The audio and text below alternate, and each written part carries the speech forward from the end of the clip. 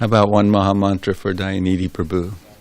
Hare Krishna, Krishna Krishna, Hare Hare. Hare Rama, Rama Rama, Hare Hare. Jai Nishingadev ki.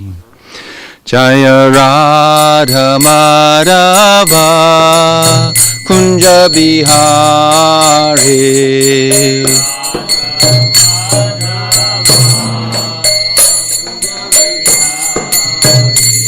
Jaya Radha Madhava Kunja Bihari.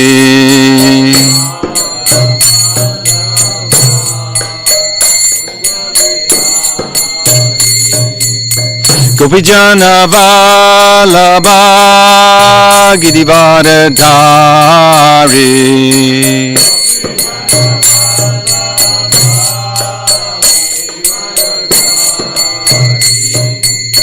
Gopijana Vallabha Girivardhari.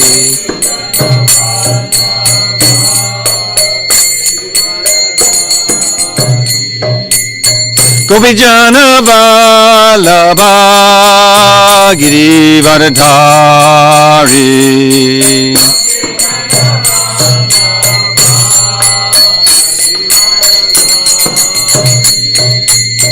Yasodanandana Brajjana Ranjana.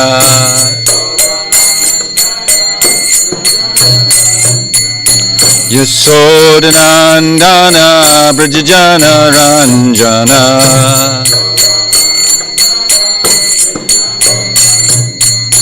Yasodanandana Brajjana Ranjana.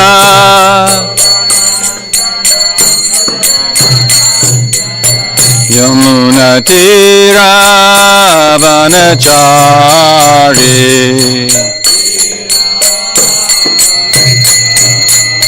Yamuna Tira Vanachari.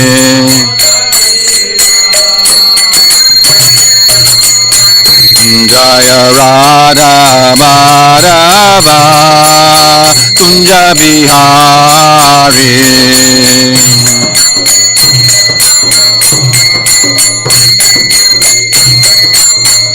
Jaya Radha Madhava Kunja Bihari.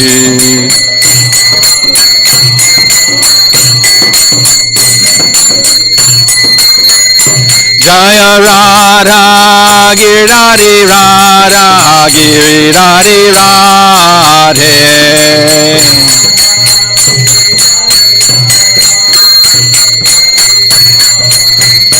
Jaya Radha Giridhari Radha Giridhari Radhe.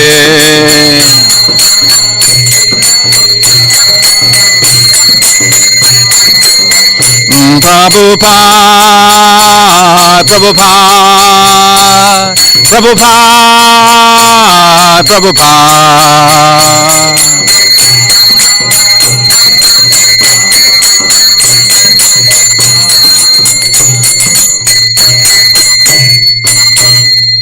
Srila Prabhupada ki. Jayam Vishpad Paramahamsa Prabhajakacharya Sotara Sata Shishimade Si Bhaktivedanta Swami Maharaj Srila Prabhupada ki. ISKCON BBT founder Acharya Jagat Guru Srila Prabhupada ki. Grantaraj Srimad Bhagavatam ki. Samaveda Gaura Bhakta Vrinda ki. Gaur Premanandi. Our glories to the assembled devotees. Our glories to the assembled devotees. Our glories to the assembled devotees. Our glories to Shishi Guru and Gauranga. Glories to Srila Prabhupada.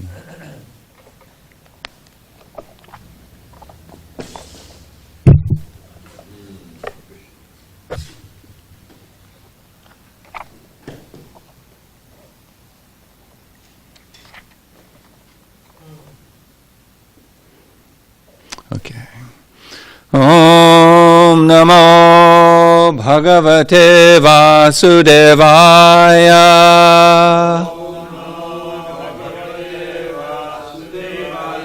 Om Namo Bhagavate Vasudevaya.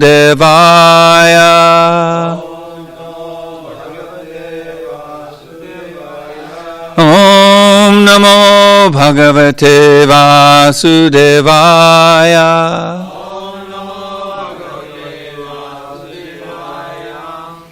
We're getting to study Srimad Bhagavatam, 4th Canto, Chapter 26. King Pranjan goes to the forest to hunt. Text number 24. Tasmin dade damamaham tava virya patni Yonyatra bhushura kulat krita kilba sashtam Pasyena vita bhayam unmuditam trilokyam Anyatra vai muraripor itaratra dasa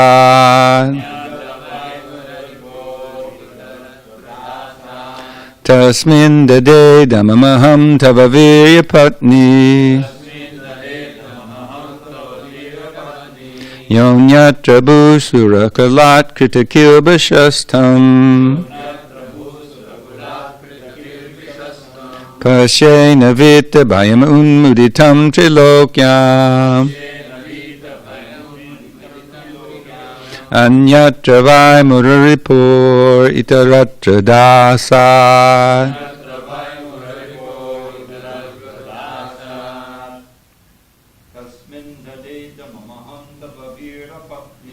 Tasmin dade patni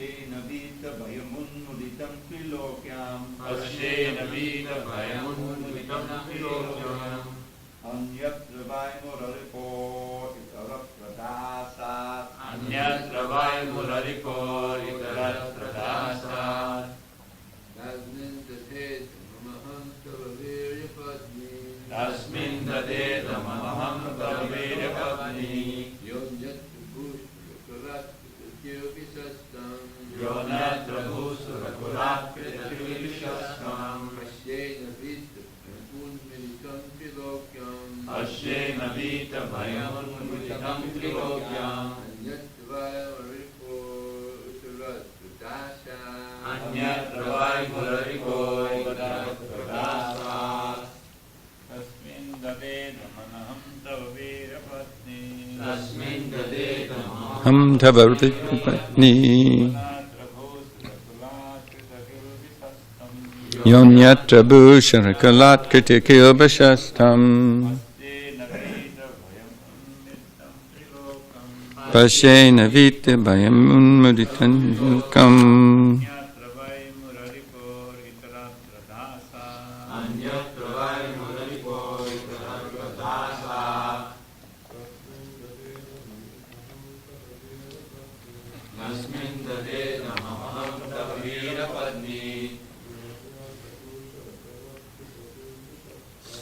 Yonyatra bhushara kalat krita kilbashastam Pasyena vita bhayam unmuditam trilokyam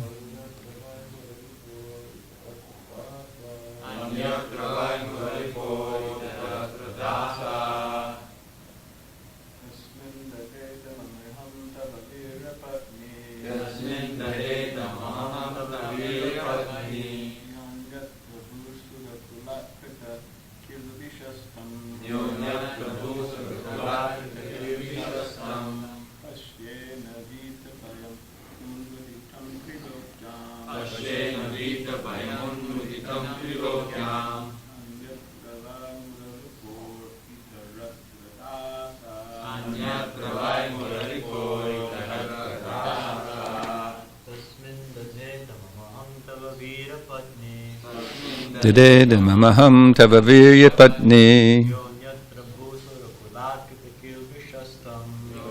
Bhushana kilat kriti kilbashastam Pasyena vita bhayam unmuditam trilokyam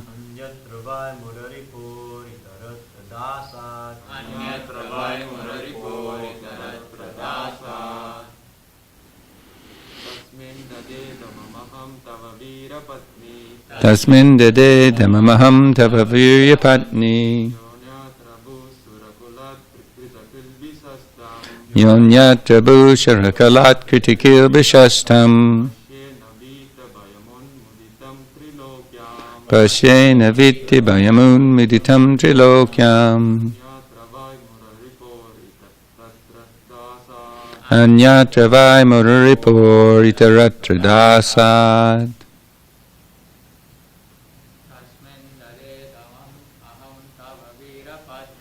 Tasmin dade damamaham tava virya patni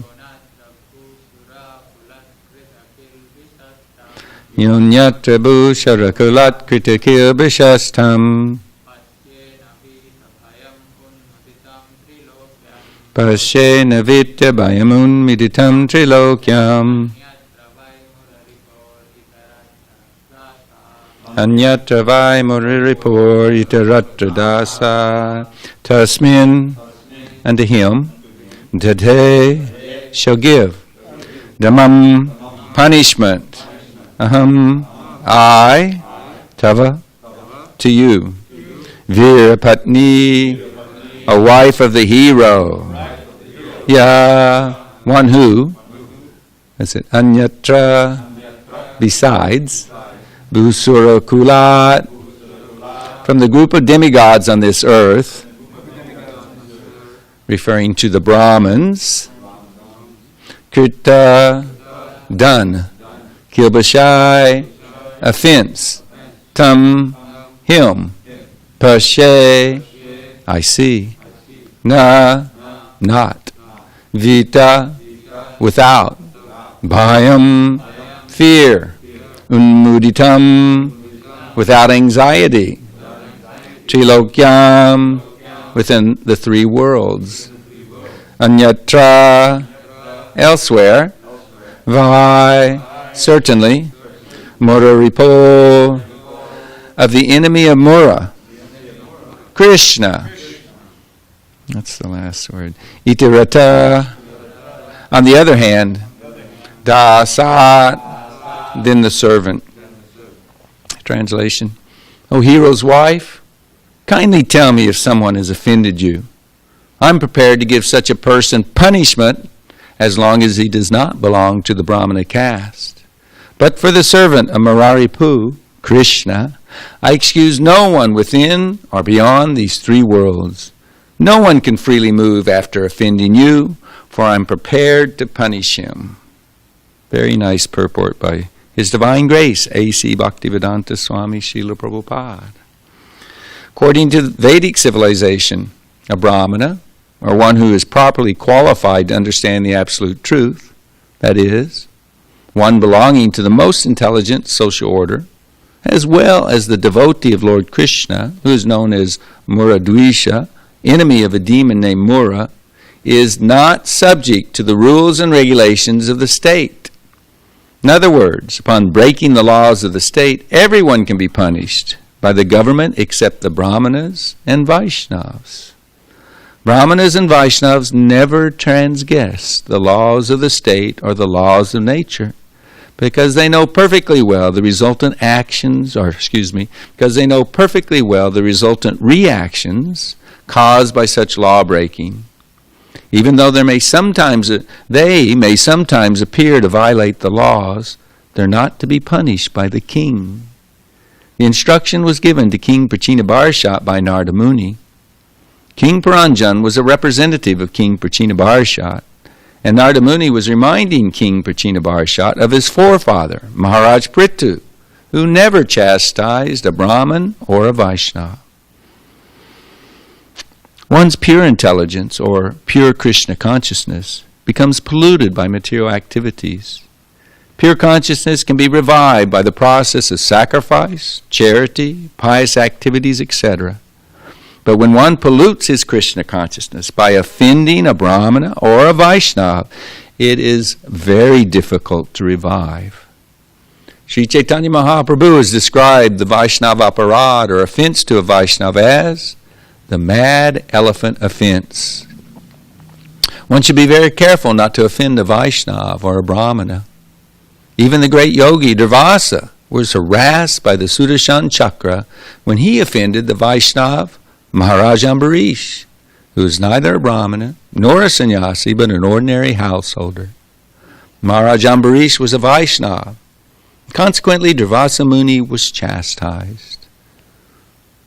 The conclusion is that if Krishna consciousness is covered by material sins, one can eliminate the sins simply by chanting the Hare Krishna mantra.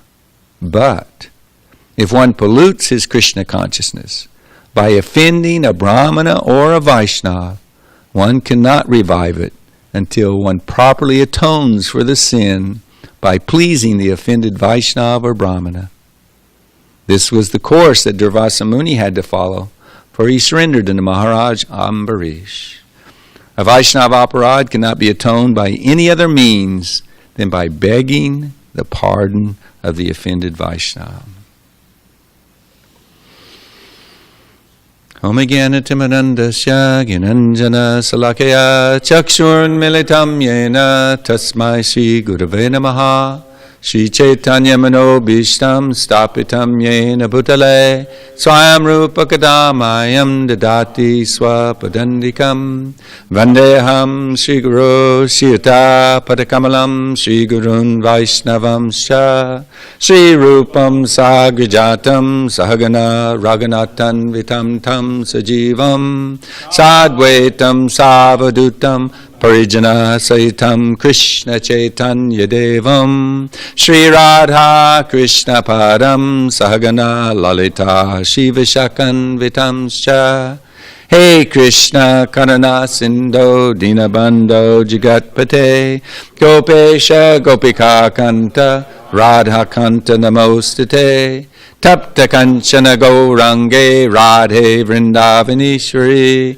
Vrishabhana Sutta Devi Pranamami Hari Priye Vanchakopa Trubhyascha Kripa Sindhu Bhevacha Patitanam Pavanebhyo Vaishnavebhyo Namo Namaha Shri Krishna Chaitanya Prabhu Nityananda Shri Advaita Gadadhar Shivasadi Gaur Bhakta Vrinda Hare Krishna Krishna Krishna Hare Hare Hare Rama Rama Rama Hare Hare. Oh, how it would be so wonderful to have a Rajarshi, a Krishna conscious ruler, looking over us, protecting us, guiding us, correcting us when need be. At least we get to hear from the pages of Srimad Bhagavatam what it was like. Actually, what it's like most of the time. Just in this fallen age of Kali, we don't get the benefits.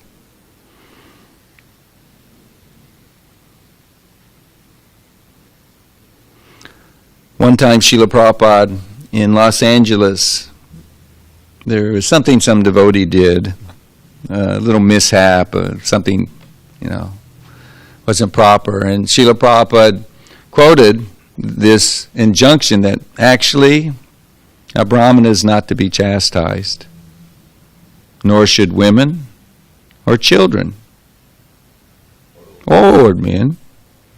So I guess I really shouldn't be chastising anybody. And then he said, but don't take advantage. So why is it that a king, following Vedic Shastra and the advice of his ministers, the Brahmins, why would he not correct Brahmins or chastise them if they had transgressed the laws? Because they know how dear the devotees are to Lord Krishna. The king is supposed to be Naradev, the representative of the Lord. In fact, believe it or not, we're supposed to offer the respect to the ruler as if they were the representative of God. Lord Chaitanya said that even about the Mohammedans. They were malechas, meat eaters, engaged in many sinful activities. But he said the respect should be given there. Srila Prabhupada said something about give unto Caesar that which is due, something like that. You follow the laws of the land. Prabhupada in the purport says, a Vaishnava, he has no intention of breaking the laws of the land. Why? Because if they're decent laws, not simply enacted to exploit the citizens to get their money or to get them as slave labor in for-profit prisons, etc., then the laws are for the good of everyone, for the proper guidance of the society, etc. So a devotee is following the laws of Krishna. That is his intention.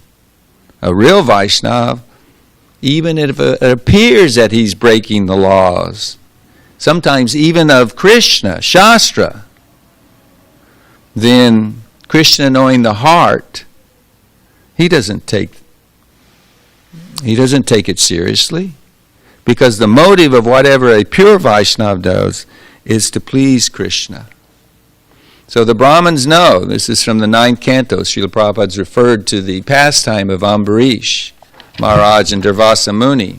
It says, anyone who chants this narration or even thinks of this narration about the activities of Maharaj Ambarish certainly becomes a pure devotee of the Lord. Nice time to think about it.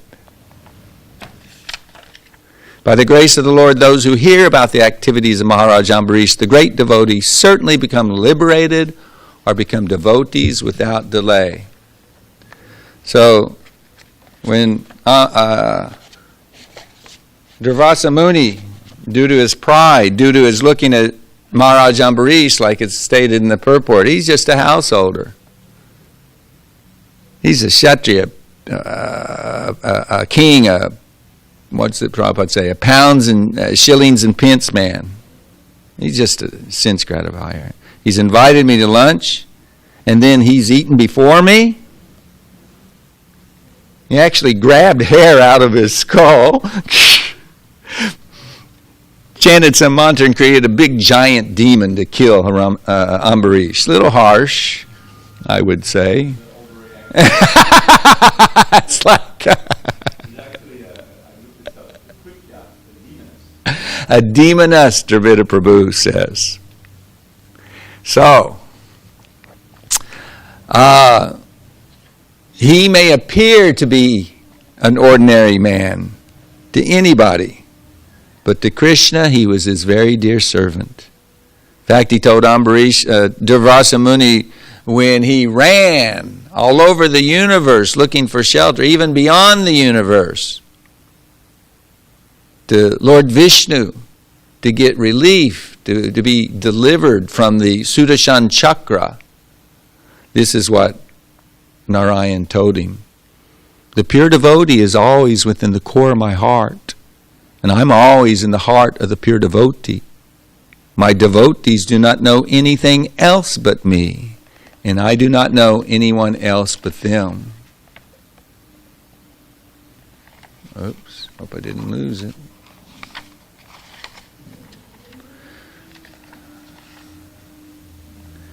He said, I'm good. The Supreme Personality of Godhead said to the Brahman, I'm completely under the control of my devotees. Indeed, I'm not at all independent. Because my devotees are completely devoid of material desires, I sit only within the cores of their hearts. Now this is where our ears can pick up and we can take encouragement. As we may understand, we're a little shy of qualifying for this status of devotion. But he says, what to speak of my devotee, even those who are devotees of my devotee are very dear to me. Without saintly persons for whom I'm the only destination, I do not desire to enjoy my transcendental bliss and my supreme opulences.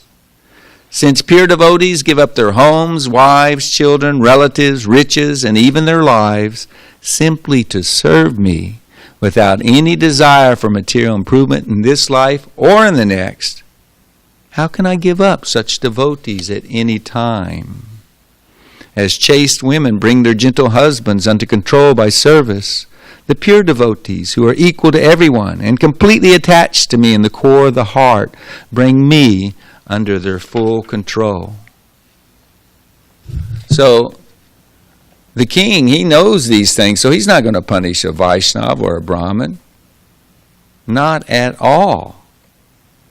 He would be afraid to, Just like, I guarantee you, Durvasa Muni, he learned his lesson. He would never think of raising a hand, pulling a hair against a devotee or a Brahmin again.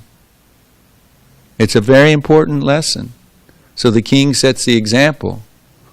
And I take it as Krishna's mercy that I got to study this particular purport and try to share, because once again I will be sharing my reflections and my preaching to myself.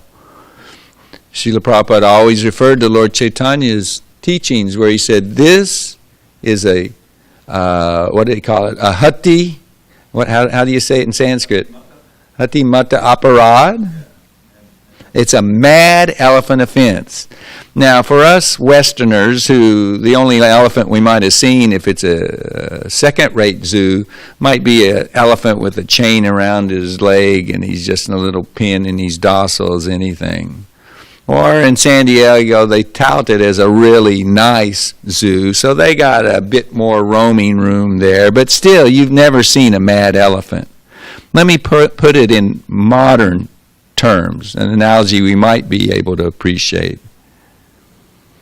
Fully armed terrorist. They come into the building, they got their automatic weapons, and they haven't come to chew bubble gum. They're going to kill and maim and destroy. Not something you want to have. Not something you want to call upon yourself, bring upon yourself.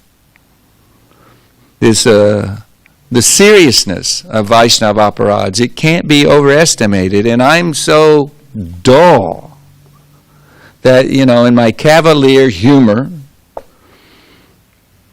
sometimes, I'll call my godbrothers idiots or something like that, because I'm thinking they've done wrong. Obviously they've done wrong. But by Krishna's grace, I have the association of you Prabhus. And you've called me on it the last couple of times I've done it, and I will try to take it to heart. I guess it's a gradual process when you're a dirty piece of coal, but try to measure up to this instruction. And it's not just criticizing the devotees. What is it? Satam nindam nam nam paramam aparadam anyate yata katim vata katam yusajate shavigraham. The first offense is to blaspheme the devotees who've dedicated their lives to propagation of the holy names of the Lord. Now sometimes the mind tries to go, well, those are the exalted Vaishnavas. No, Srila Prabhupada has made it very clear. Anyone who is a devotee of Krishna's devotee and is fully engaged in trying to please him, help him in serving his guru, spread the mission of Lord Chaitanya, that devotee of Krishna's devotee, he's a pure devotee. Many times Srila Prabhupada said like that. One time to Tushta Krishna, I think it was, he wrote a letter, why are you thinking only Siddhasrupananda Goswami is a pure devotee? Why not everybody else? Why do you think only he will go back home to Godhead and thus you're following him? All my disciples, all the pure devotees will go back home to Godhead. We'll have an ISKCON in the spiritual world. Srila Prabhupada saw like that. And how he sees and what he wishes, Krishna takes note. Chaitanya Mahaprabhu, he takes note. So it's not just making fun of devotees or blaspheming them. Blaspheming basically means to vilify. You're saying something untrue about them. But there's 6 ways in which you can offend the Vaishnavas, and the Skanda Purana says any fool who does so will fall into the hell known as Maharava, where animals with sharp teeth and claws will continuously rip you apart. Now we might think, well, that's, not me. I'll touch on that in just a little bit. There are 6 ways in which we can commit this mad elephant offense. Killing him, number 1.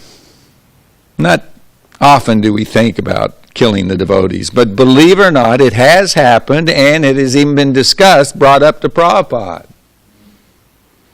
Wherein Srila Prabhupada said, and when they said, what should we do? All fired up.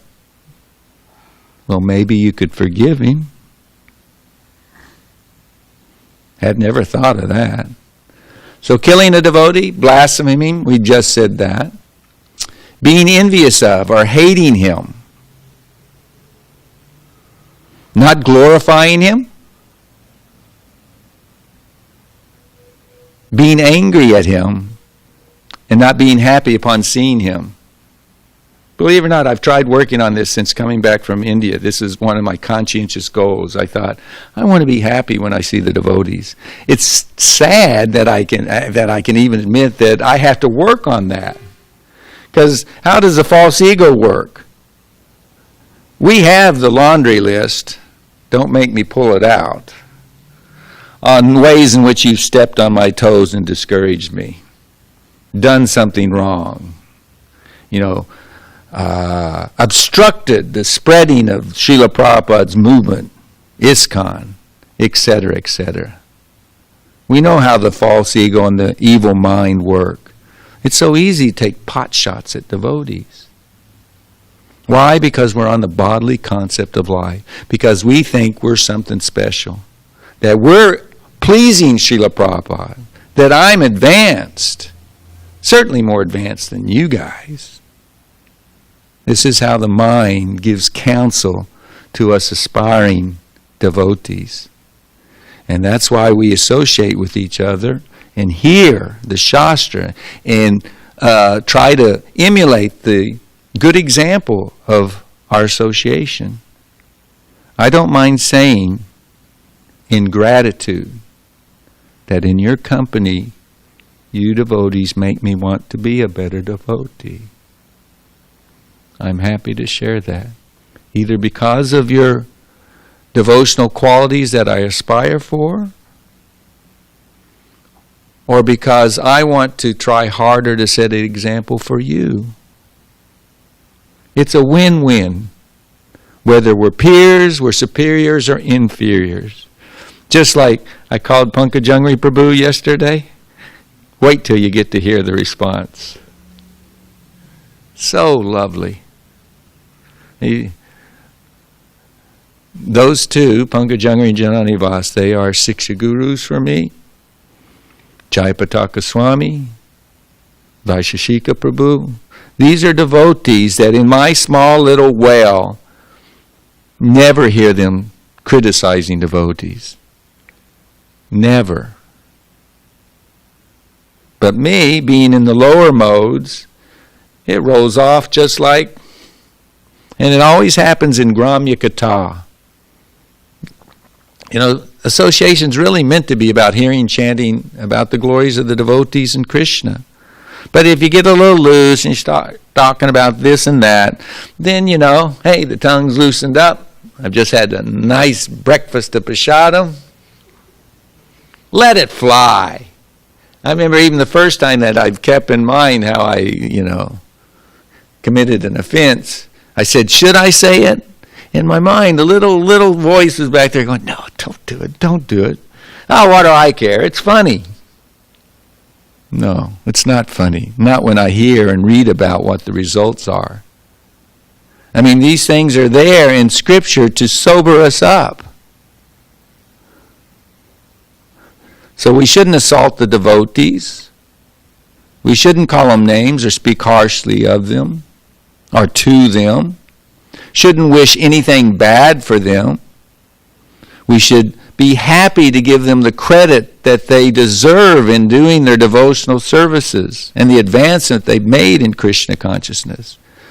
If we start practicing glorifying the devotees and make that our habit, make that our sadhana, then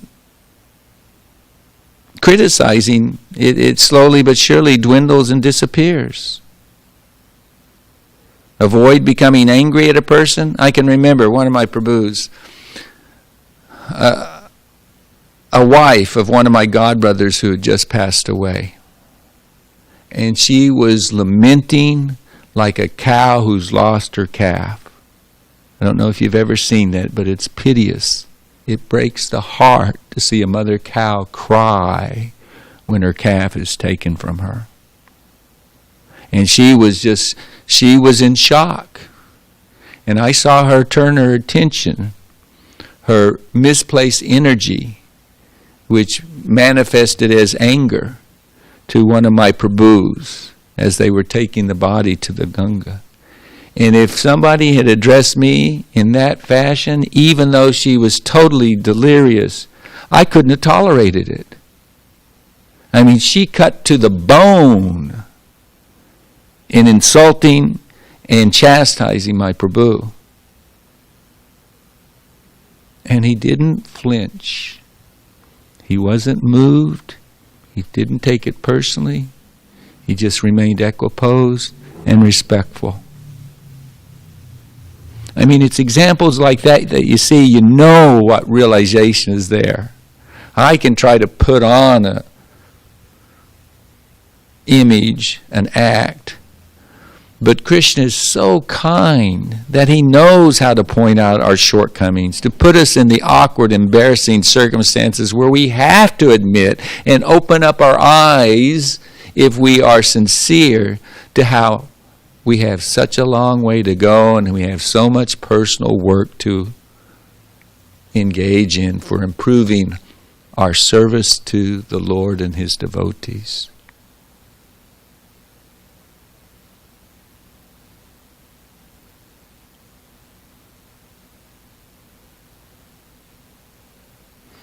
I want to share with you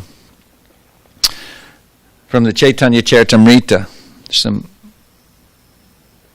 section, Vrindavan Das Thakur. He talks about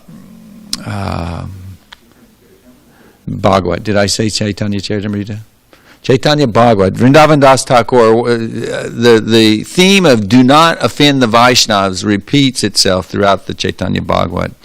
And here's how he begins with. The Vaishnavas are eternally pure and full of knowledge. Their quarreling is simply part of their pastimes. I haven't gone to, I'll go ahead and flip it up now and see if it's going to be asked.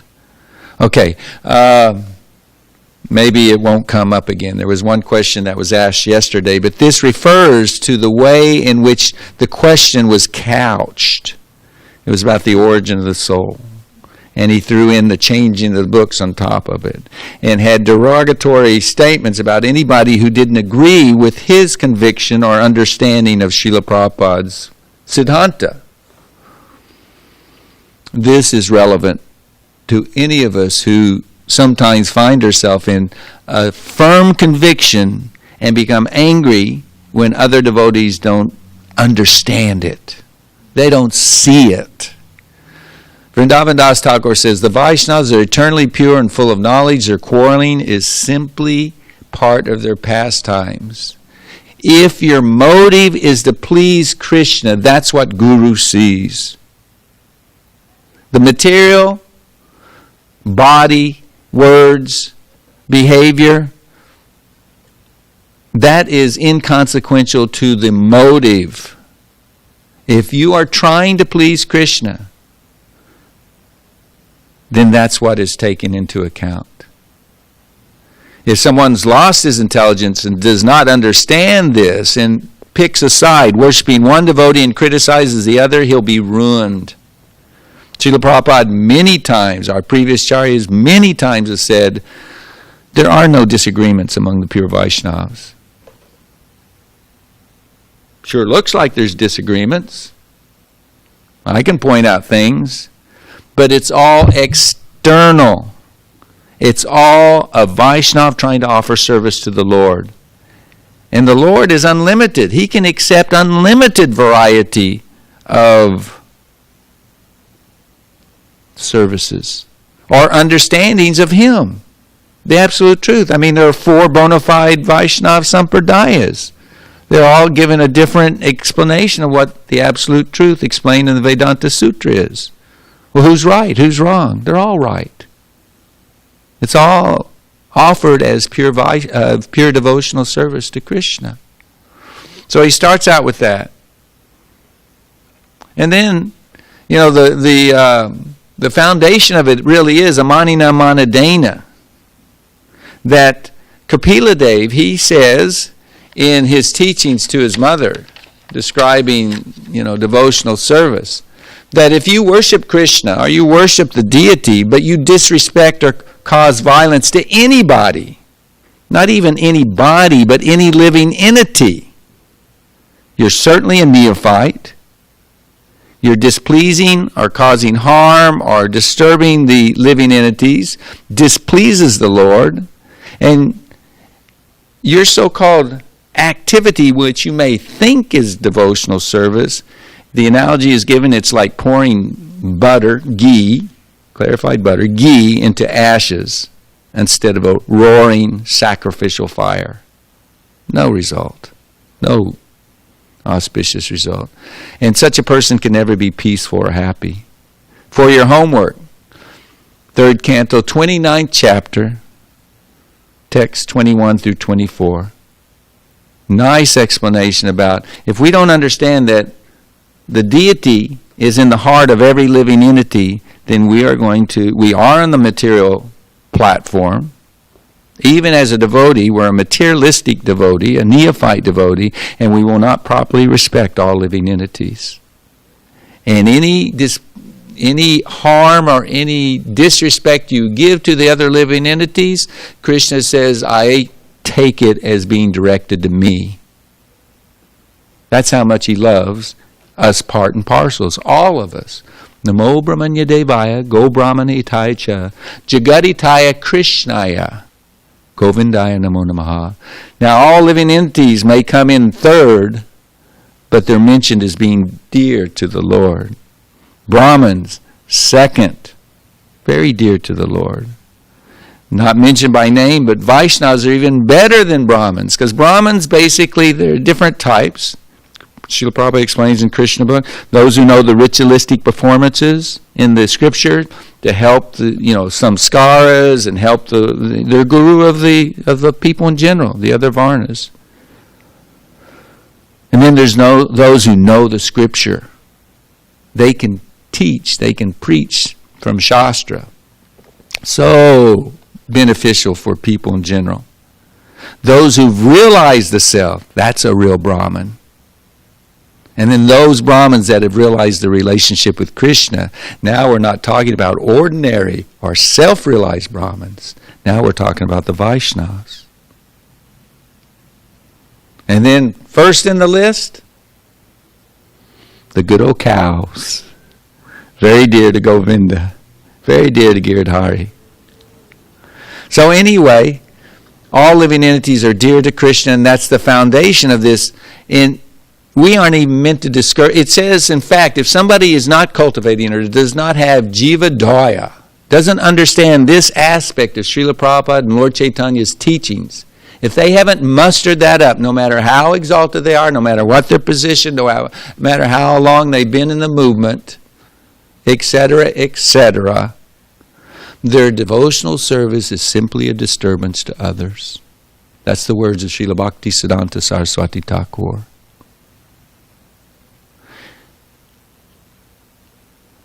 Having established this, amanina manadena, not wanting any respect, offering everybody respect. If you disturb or offend the devotees, it's 100 times more sinful than disrespecting or harming the people in general, which Kapila Dev makes it very clear. Same way in the 11th canto, if you want another little footnote reference for this. 11, 5, 14. And 15. Anyone who's attached to the corpse-like body, their relatives, and their assets will envy animals, other people, and the Lord, and they will go to hell. That's Narada teaching Vyasadeva. And I'm just going to mention a couple of verses here. Time is cruel, but I want to share it with you. Srila Bhaktisiddhanta Saraswati Thakur, in this regard, in the 5th chapter of Chaitanya Bhagavat, text 145, he has a 2-page purport. Boy, I put stars on both the pages and wrote at the top, Vaishnav Aparad. Here's where you go to. Okay. It is stated from the Skanda Purana, my dear king, if one derides an exalted devotee, he loses the results of his pious activities, his opulence, his reputation, and his sons. Vaishnavas are all great souls. Whoever blasphemes them falls down to the hell known as Maharorama. He's also accompanied by his forefathers. Wow. I bet they appreciate that. The Vaishnava Aparadi drags his forefathers to hell. It seems so. Vyasadeva has compiled it in the Skanda Purana. Whoever kills or blasphemes a Vaishnava, and whoever is envious of a Vaishnava or angry with him, or whoever does not offer him obeisances or feel joy. God, we're kicking it up a notch. I don't even just have to be happy to see you.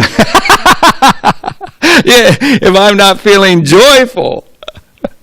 So much for the, what we call it, hatchet obeisances or, this mechanical bunch of culpabilities. No, if we're not happy, joyful upon seeing a Vaishnava, certainly falls into a hellish condition. O ruler of the world, one who first respects a Vaishnava and then later insults him is vanquished along with his family. That's end quote. If one gives pain to the Vaishnavas, then the results of his pious activities like high birth and high caste are all destroyed. Next quote from the Dwarka Mahatmya. Those most sinful people who criticize great Vaishnavas are subjected by Yamaraj to the severe punishment of being sliced into pieces by very sharp saws. Lord Hari, the super soul of the entire universe, is never pleased with the miscreant who insults a Vaishnava. Listen to this. Even if he's worshipped Vishnu for hundreds of births. Gosh dang. Are we trying to make the point? That's why I wanted to, remember when I said, not me. I'm fired up. I'm fixed up. I'm respected in my society, in my family, blah, blah, blah. Sober news. Brahma Vivarta Purana, the last one I'll say. Those who criticize Lord Rishikesh and his devotees lose all benefits accrued in 100 pious births.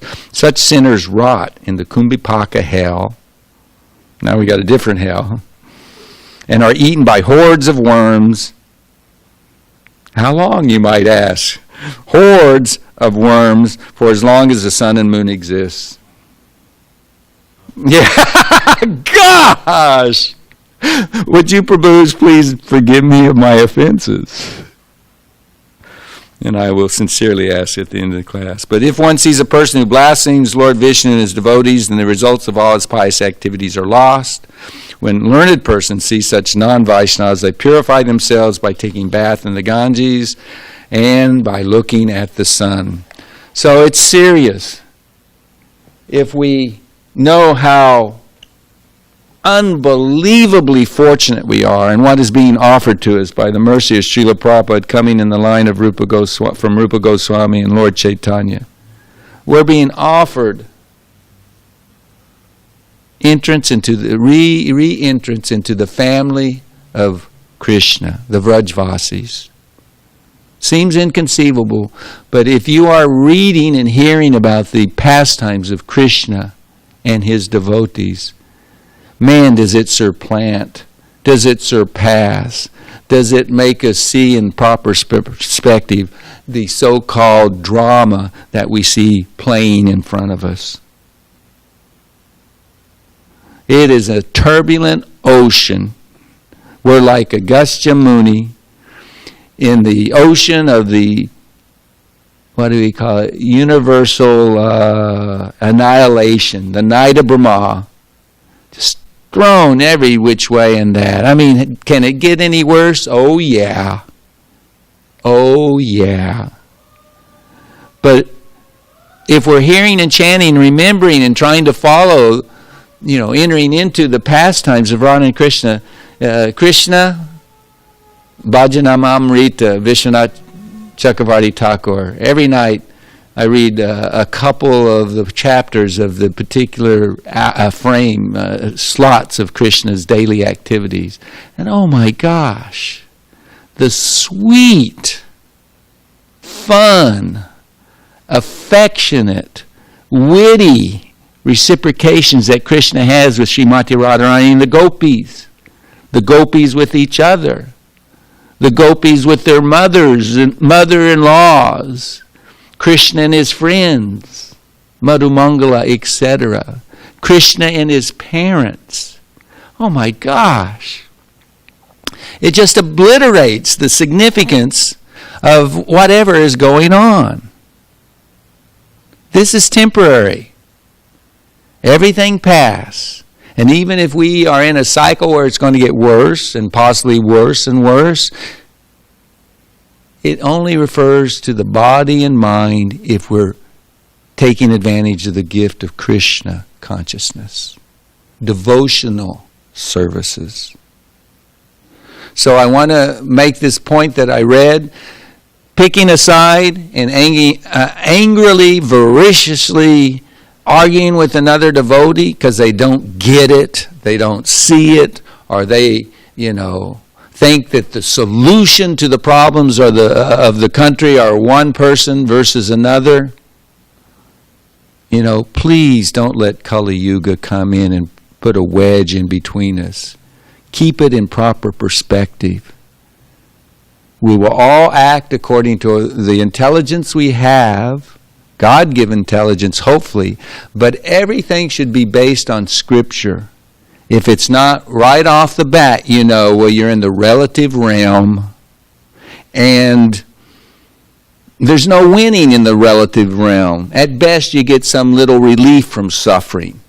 And everybody hopes for that, because we're still in the bodily concept of life. The devotees who do not take any offense personally, what, you're going to call me fat? You're going to call me stupid?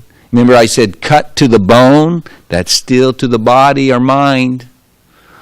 And the connection between that and us is only because of the false ego. But devotional service, the hearing and chanting of these glories, the transcendental knowledge that is being given to us, burns all that to ashes. Burns the false ego to ashes, and we look forward to the day this corpse-like body can also be thrown in the fire, because it's an anartha, it's unnecessary. Best use of a bad bargain, as long as we have, Dravida Prabhu and I, we are thinking our days are numbered and time is ticking by quicker than we ever would have imagined. Don't the days just go like that? It's amazing. When you live a regulated life, it's just like, by the time you come to your evening sadhana, it's just like, where did the day go?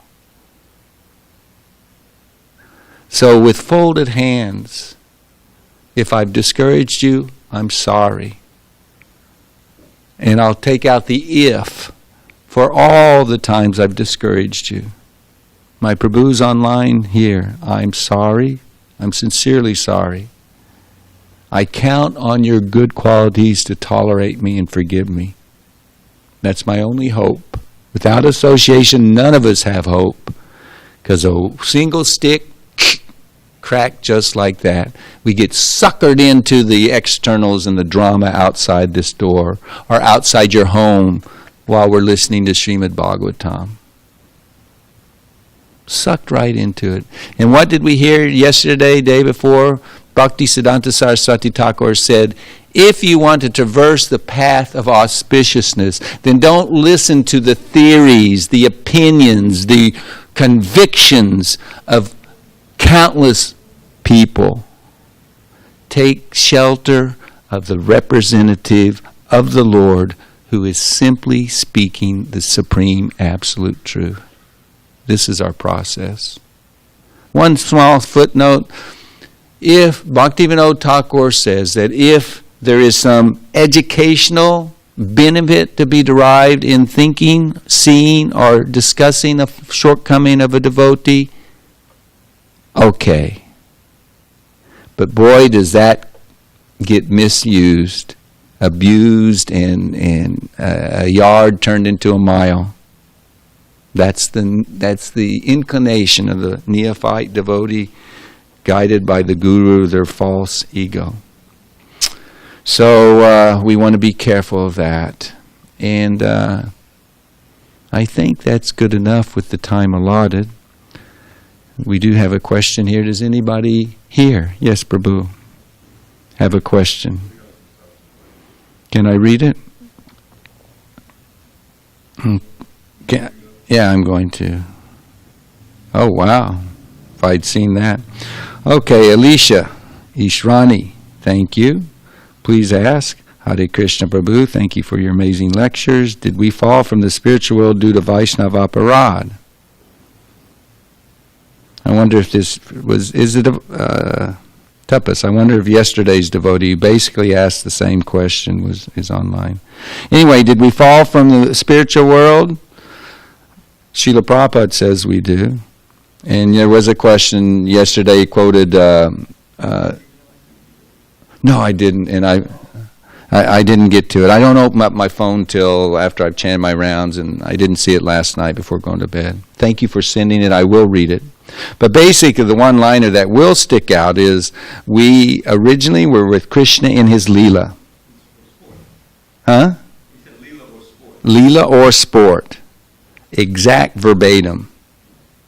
And there's another, I didn't get the letter, but I was lazy asking you, but I like the reciprocation, so please don't mind when I engage you like that. But Srila Prabhupada's answer again, Dravida Prabhu has online, it was, I punched in fall of the Jiva letter, and I ended up getting something where there are so many quotes of Srila Prabhupada that have to also be taken into consideration. When Srila Prabhupada discusses Jai and Vijay in the 3rd canto and in the 7th canto, he has a line in his purport where it says, and it is a fact, no one falls from Vaikuntha.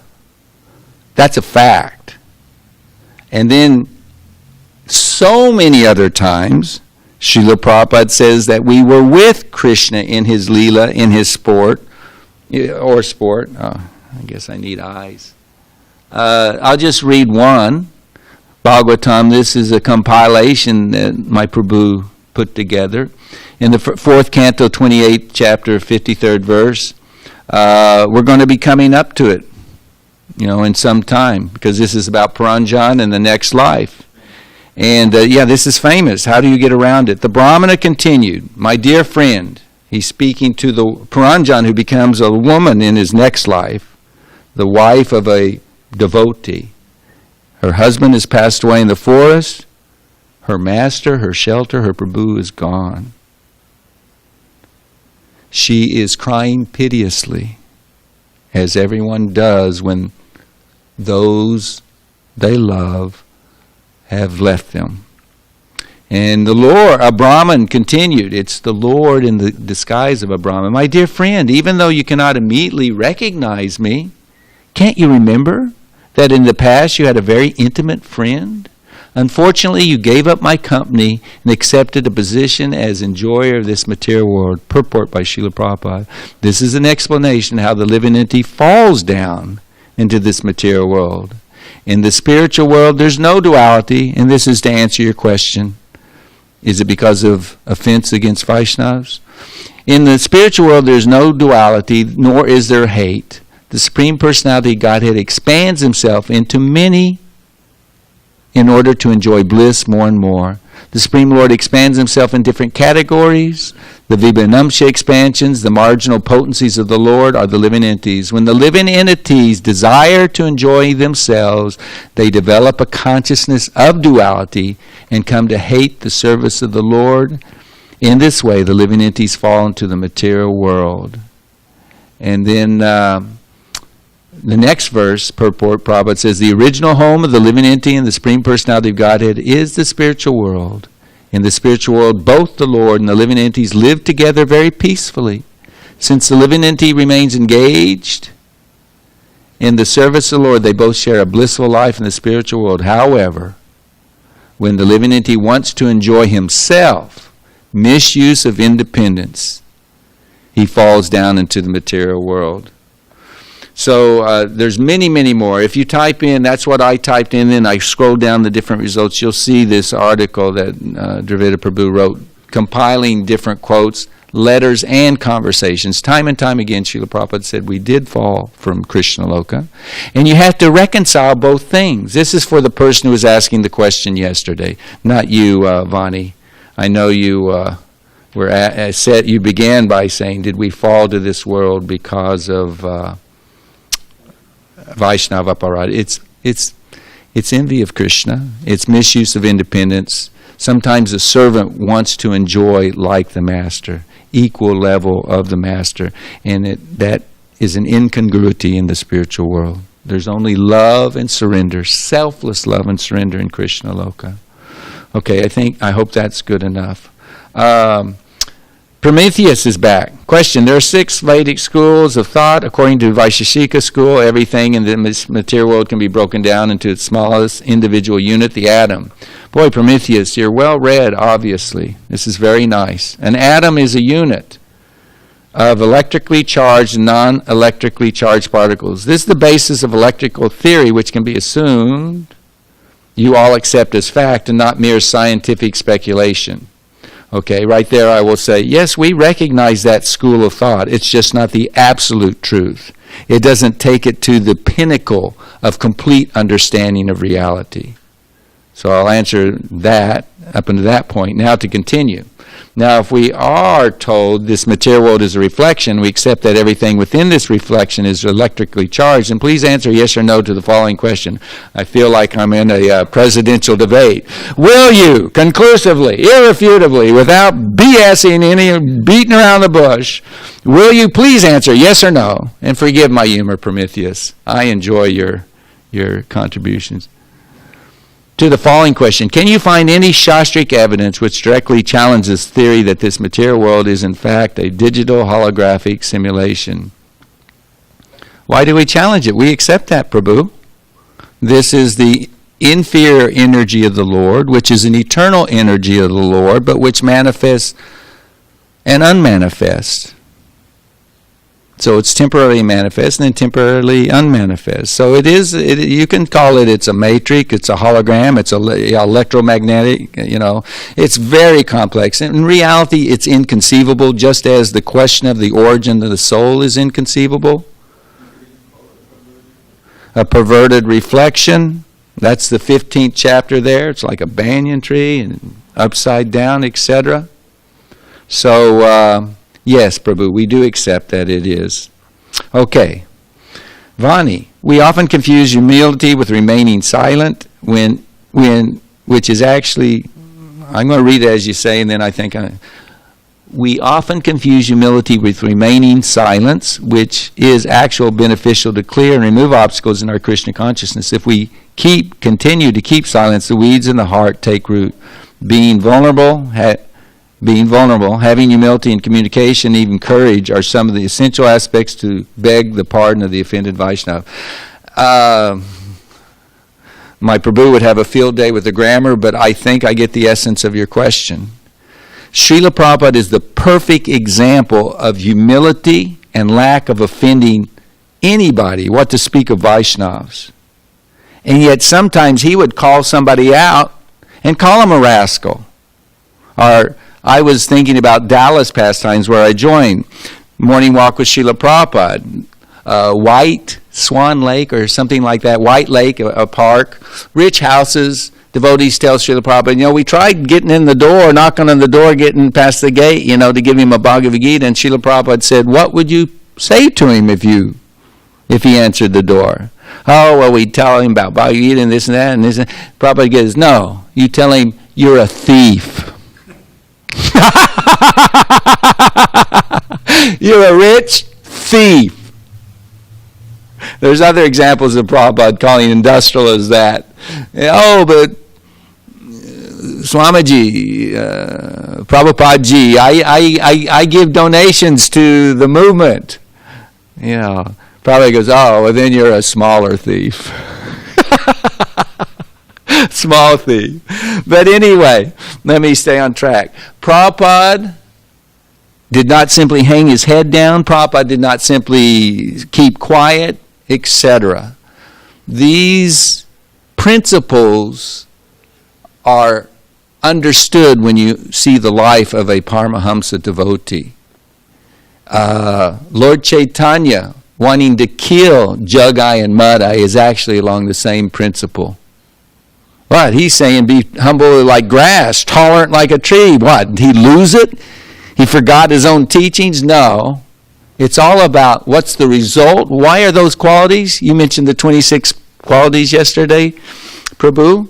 The most important is complete, unalloyed devotion to Krishna. So all the qualities are meant to bring us to that point, or are the manifestation of our love and devotion for Krishna. So he was really ready to kill Jagai and Madai because they had harmed Nityananda. They had committed one of the 6 kinds. They had attacked Nityananda, one of the offenses. So for ourselves, one of your godbrothers told me he saw Jayapataka Swami actually slapped, actually a real hard slap. You know, it's just one notch below a sucker punch at a gas station. And your godbrother jumped out of the Jeep and was ready to just lay into him. And Maharaj just said, no, hold on. And then he asked him, what have I done? How have I offended you? And he discussed with the person who had been so angry and completely disarmed him. Why? Because he loved the living entity, because he wanted to help the living entity. He took it that it's Krishna's mercy, I deserve worse, and he didn't flinch just like my Prabhu did, just with verbal altercation, verbal attack. It was physical, the worst. Brigu kicking the Lord. He didn't flinch. These are the examples that we try to follow. We aspire. Understand the life of the Vaishnavas and then follow it. Okay. Last thing, you can go at any time. This is for the internet. To truthfully honor, and this is Vani once more, respect Vaishnavas, we should become aware of our own shortcomings. Amen to that. To not let our projection, our false pride, and our fears ruin our bhakti and our associations. Amen to that. Quoting a verse in chapter Bhagavad Gita, chapter 17, verse 15. Speak to people to give them peace of mind, not a piece of your mind. That's the austerity of speech. That is a perfect one-liner. I will repeat it so I can try to remember it. When we speak, we should, how does it go? Yeah. We should give people peace of mind, not a piece of our mind. I think that's everybody. A few people are saying Hare Krishna, Hare Bol. Because of the time, I offer my respects to all of you. Thank you for joining us. Prabhus, thank you for your tolerance. It's breakfast time, surely. And God, if I'd known there was this many questions, I would have stopped much sooner. Srila Prabhupada ki. Grantaraj Srimad Bhagavatam ki.